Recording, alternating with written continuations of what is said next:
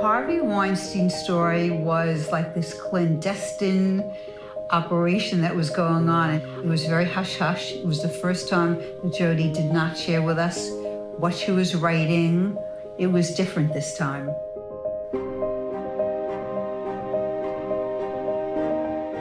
The household that Megan grew up in was kind of waist-deep in journalism. She was always interested in stories that had to do with helping women.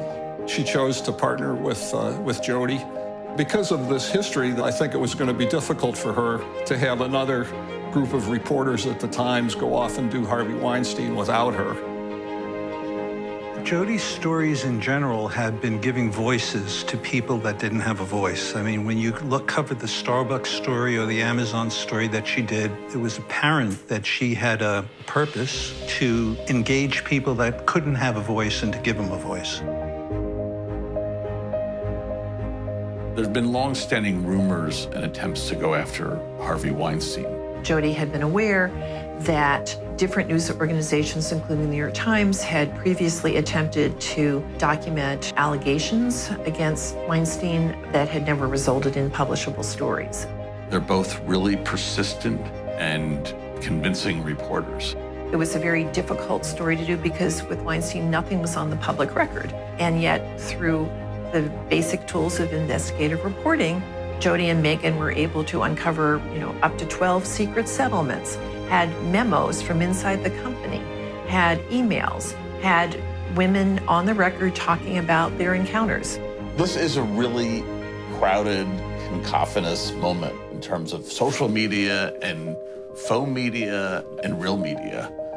And these stories really show what core journalism, finding stuff out, getting people on the record, shining a light in a dark corner, has incredible staying power. It's more important than ever. It just set off this flood of other stories.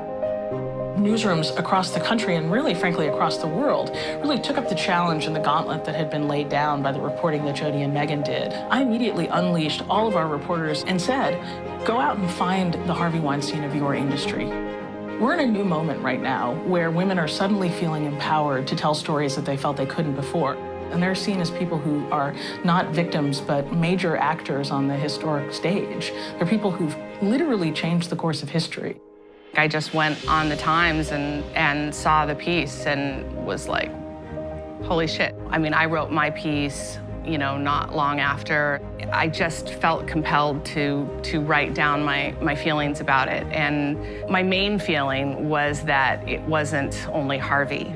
I think there's been a movement. More than anything, I feel like it was just kind of the right time and it couldn't be silenced. We tend to look at America and say things like, oh, well, that doesn't happen here, or that's the problem with the States, and thank God we live in Canada. And when the stories started to come out here, it really made us take a closer look because it's happening everywhere in every industry. People are finally listening.